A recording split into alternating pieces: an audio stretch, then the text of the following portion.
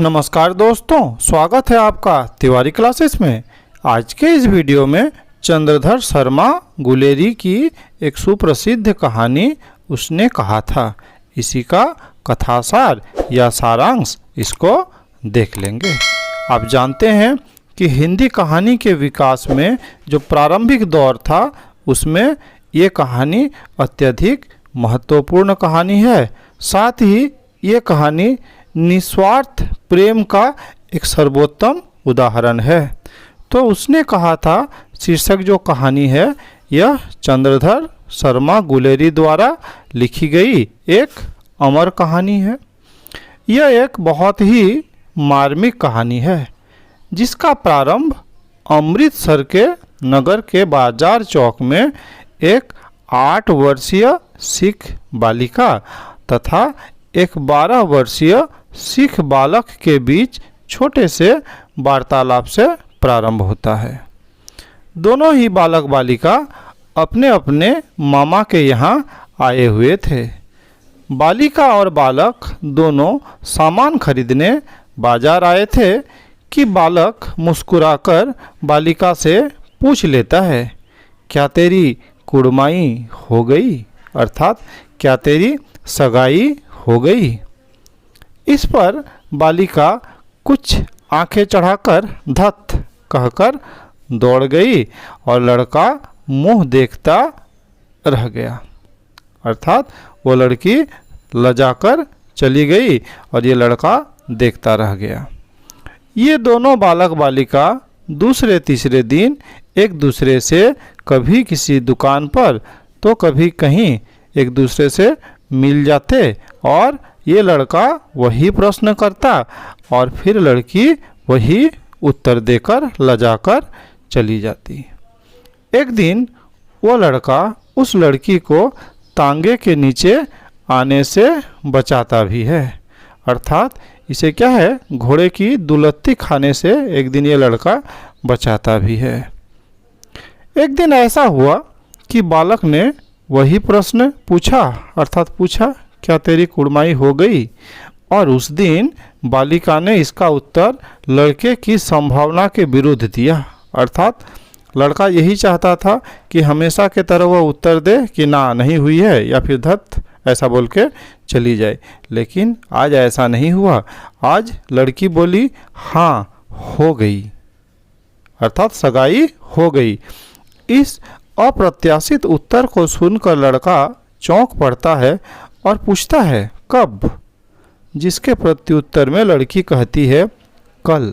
देखते नहीं यह रेशम से कड़ा हुआ सालू जो कि वो पहन के आई है, और ये कहकर वो भाग जाती है। परंतु लड़के के ऊपर मानो वज्रपात हो जाता है और वह किसी को नाली में धकेलता है, किसी छाबड़ी वाले की छाबड़ी गिरा देता है, किसी कुत्ते को पत्थर मारता है, किसी सब्जी वाले के ठेले में दूध उड़ेल देता है, किसी के सामने आती हुई वैष्णवी से टकरा जाता है और गाली खाता है। तो इस तरह का अब वो क्या है ना, थोड़ा सा बावलापन दिखाने लगता है, अर्थात उसकी जो मनोस्थिति है वो बहुत बुरी हो जाती है। उसे बहुत ख़राब लगता है कि लड़की की सगाई हो गई। तो कहानी का पहला भाग यहीं नाटकीय ढंग से समाप्त हो जाता है। इसी बालक का नाम था लहना सिंह जो कि इस कहानी का नायक है, और यही बालिका बाद में सूबेदारनी के रूप में सामने आती है। तो ये दोनों ही क्या है, प्रमुख चरित्र है इस कहानी का, लहना सिंह और ये सूबेदारनी। इस घटना के 25 वर्ष पश्चात कहानी का दूसरा भाग शुरू होता है। लहना सिंह युवा हो गया है और जर्मनी की लड़ाई में लड़ने जाने वाले सैनिकों में भर्ती हो गया है, और अब वह नंबर 1 राइफल्स में जमादार है। एक बार वह 7 दिन की छुट्टी लेकर अपनी ज़मीन के किसी मुकदमे की पैरवी करने घर आया हुआ था। वहीं उसे अपने रेजिमेंट ऑफिसर की चिट्ठी मिलती है कि फौज को लाम पर जाना है तो फौरन चले आओ, अर्थात जो छुट्टी थी वो छुट्टी कैंसिल होती है और इन्हें बुला लिया जाता है। फौज में अक्सर ऐसा होता ही है। इसी के साथ सेना के सूबेदार हजारा सिंह की भी चिट्ठी मिलती है। तो ये सूबेदार हजारा सिंह, इन्हीं की पत्नी वो जो सूबेदारनी है ना, जो 8 साल की लड़की थी जिससे ये मिलता था। तो हजारा सिंह की भी चिट्ठी मिलती है कि उसे और उसके बेटे बोधा सिंह दोनों को भी लामपर जाना है, अतः वे साथ ही चलेंगे। अर्थात हजारा सिंह चिट्ठी लिखकर ये बताते हैं कि आप मेरे ही घर आ जाइए, यहीं से मैं और मेरा बेटा बोधा सिंह दोनों ही आपके साथ चलेंगे। सूबेदार का गांव रास्ते में ही पड़ता था और वह लहना सिंह को चाहता भी बहुत था। तो लहना सिंह सूबेदार के घर पहुंच गया और जब तीनों चलने लगे अर्थात हजारा सिंह, उनका बेटा बोधा सिंह और ये लहना सिंह, तो जब तीनों चलने लगे तब अचानक सूबेदार लहना सिंह से कहता है कि उसकी पत्नी सूबेदारनी उसे जानती है और उसे बुला रही है ना। अर्थात जो सूबेदारनी है वो लहना सिंह को पहचान गई है ना, और वो उसे बुलाती है। लहना सिंह को आश्चर्य होता है कि सेना के क्वार्टरों में तो वो कभी रही नहीं, पर जब अंदर मिलने जाता है तब सूबेदारनी उसे कुड़माई हो गई वाला वाक्य दोहराकर 25 वर्ष पहले की घटनाओं का स्मरण दिलाती है और कहती है कि जिस तरह उस समय उसने एक बार घोड़े की लाथों से उसकी रक्षा की थी, उसी प्रकार उसके पति और एकमात्र पुत्र की भी वो रक्षा करे, है ना। अर्थात ये लोग युद्ध में जा रहे हैं और युद्ध तो आर पार की लड़ाई होती है, इसमें या तो जीना है नहीं तो मरना पड़ता है। तो यहाँ पे सूबेदारनी कहती है कि मेरे पति और पुत्र की एक बार फिर से रक्षा करना, जैसे छोटे में तुम मुझे मेरे रक्षा किए थे।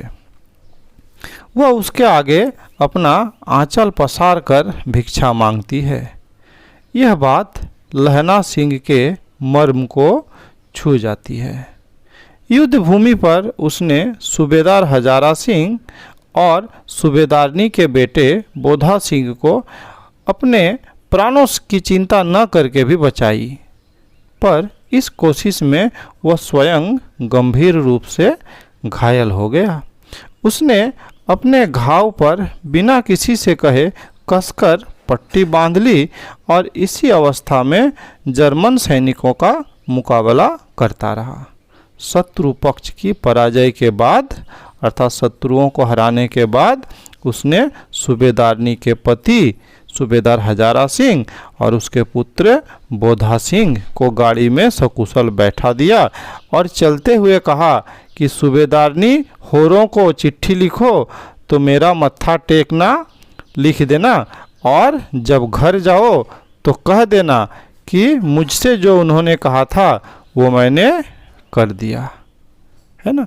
ये अर्थ सूबेदारनी तो समझ जाएगी कि इसने क्या किया, उसके पति और बेटे को क्या है बचा लिया, है ना, रक्षा किया। लेकिन ये बात सूबेदार को क्या ही समझ में आएगा, है ना। तो सूबेदार पूछता ही रह गया कि इसका क्या मतलब हो गया, लेकिन तब तक क्या है गाड़ी चल दी। बाद में उसने वजीरा से पानी मांगा और कमरबंद खोलने को कहा क्योंकि वह खून से तर था। मृत्यु सन्निकट होने पर जीवन की सारी घटनाएं चलचित्र के समान घूम गई, है ना। अर्थात ये जो लहना सिंह था बहुत ज़्यादा घायल था और मृत्यु अब सन्निकट था, तो जीवन की सारी घटनाएं मानो उसके सामने आ गई। उसकी यह इच्छा कि भतीजे के साथ वह बैठकर आम खाएगा, साथ ही सूबेदारनी की बात भी उसे याद करते हुए वह अंतिम क्षणों में कई बार दोहराता है, उसने कहा था।